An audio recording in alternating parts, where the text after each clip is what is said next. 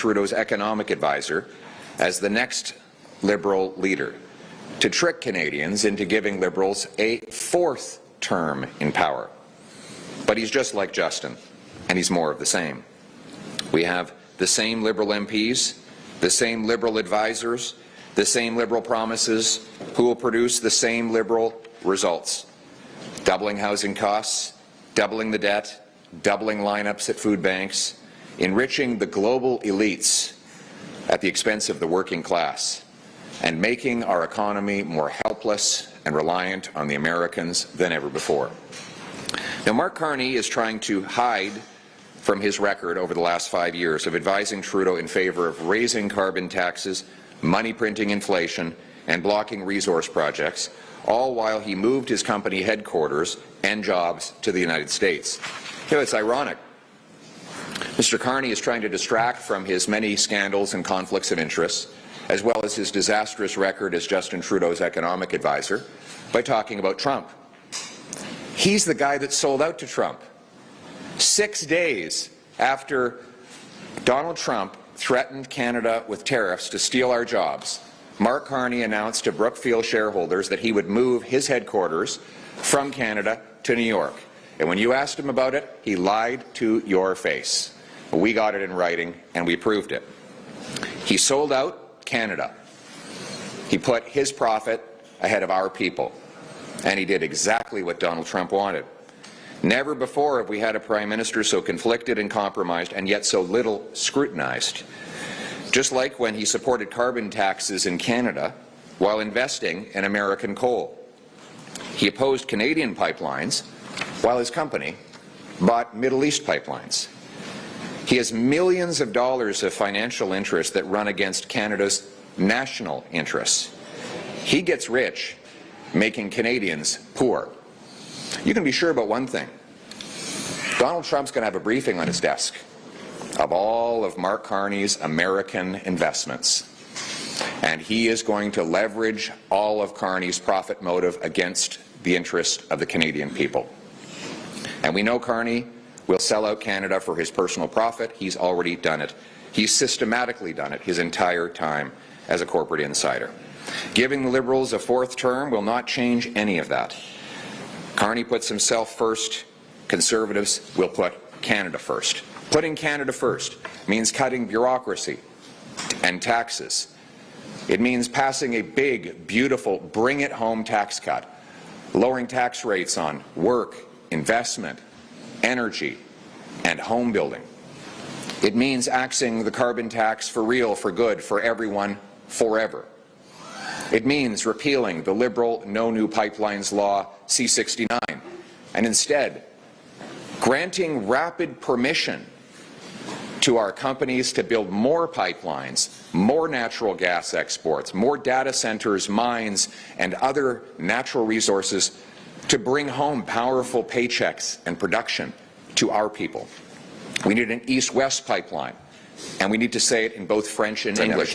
We need to break our dependence on the Americans by building east-west pipelines. We need more interprovincial trade. We need to unleash our free enterprise system to reverse the helplessness that the Liberals have caused over the last 10 years of tax and keep it in the ground extremism. So more than anything, we need to bring back the Canadian promise. In a country where we trade with each other, we produce our own resources, we build homes for our people, we protect our weak and vulnerable while standing up to the Americans abroad. The Canadian promise is that anyone from anywhere can achieve anything. That hard work gets you a great life in a beautiful home, on a safe street, protected by solid borders and brave troops under a proud flag. Canada. Let's bring it home. Mr. Poilievre, what economic and diplomatic experience do you have to go up against Donald Trump? Oh, quite a lot, actually. So I was the Minister of Jobs and Housing in the Harper government, during which time housing cost half as much as it does today. I helped Mr. Harper cut the GST, cut income tax, cut business tax, and balance the budget. Over my time in Parliament, I've been scrutinizing and studying the books on the Public Accounts Committee, the Operations Committee, the Finance Committee. And if you want any proof that my economic ideas are the best, the Liberals are all trying to pretend that they're copying them right before the election. All the big economic questions of the last 5 years, Mark Carney has been wrong and exactly wrong, and I have been right. I said 5 years ago the money printing would cause inflation. He said deflation was on the horizon. I turned out to be right. I said the carbon tax would drive up food prices, and it did. Drove them up 37% faster in Canada than in the United States of America. I was the first parliamentarian to predict that we would have the inflation crisis, while Carney, Freeland, Trudeau, and others were saying that we would not. I was the first one to be, along with my Conservative colleagues, fighting for pipelines. Pipelines now everyone claims that they support after opposing them for the last 10 years. So if Mr. Carney is so smart on economics, how is it that he was so wrong for so long on all of the economic issues?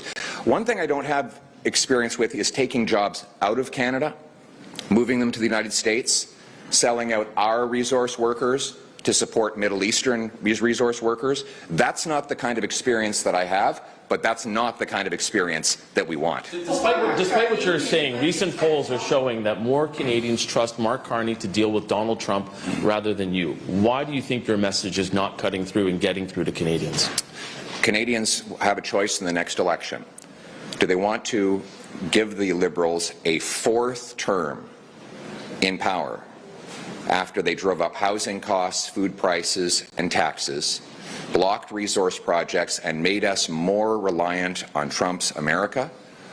Or do they want Canada First Conservatives who will axe taxes, build homes, unleash production of our resources, and bring home paychecks, production, and sovereignty to our country? Mr. Poilievre, what instructions have you given your caucus members and your candidates about wearing MAGA merchandise or using MAGA slogans? Well, my instruction is that we should put Canada first. We want to put our country first, stand up for our country against both American aggression, but also against the destructive Liberal policies that have made us helpless and reliant on the U.S. I have also made it clear to my members of Parliament that we should favour bringing jobs back to Canada, not move them to the United States of America as Mark Carney did when he had the chance. Do you still think we're going to have a carbon tax election, considering Mark Carney says he's going to scrap the consumer one? We are going to have a carbon tax election because Mark Carney has proposed to add another industrial carbon tax on top of the existing one. In days, Donald Trump could impose tariffs on Canadian steel. At the same time as Mark Carney says that he wants a new carbon tax on Canadian steel. By the way, it's not me that says his tax would apply to steel. It's him. In an interview he gave to CTV in Atlanta, Canada a month ago, he claimed that taxing steel was a great idea because people, he says, don't use steel anymore. Well, this building would come crashing down without steel. Automobiles would be impossible to make without steel. Our civilization is, the bones of our civilization is steel. And Mark Carney wants to bring in a big industrial carbon tax on our steel workers at exactly the same time as Trump plans to tariff our steel. The combination of Trump's tariffs and carbon tax, Carney's tax, would destroy our steel sector and threaten our national security. Ask Mr. Harper about Mr. Carney saying that Mr. Harper offered him the post of finance minister. Mr. Harper confirmed to me that Mark Carney has taken credit for things he has not done, and that, if I could, he said that Mr. Carney he was astonished, really, at how Mark Carney took credit for things he never did. And at the same time, we know this is a pattern for Mr. Carney. He claimed that he helped Paul Martin balance the budget in 1998. Well, Mark Carney wasn't even in the country or working for the government at that time. He didn't join the government as a bureaucrat until 2004. So this is a consistent pattern of Mark Carney lying to the Canadian people. You know what I find interesting about Mark Carney?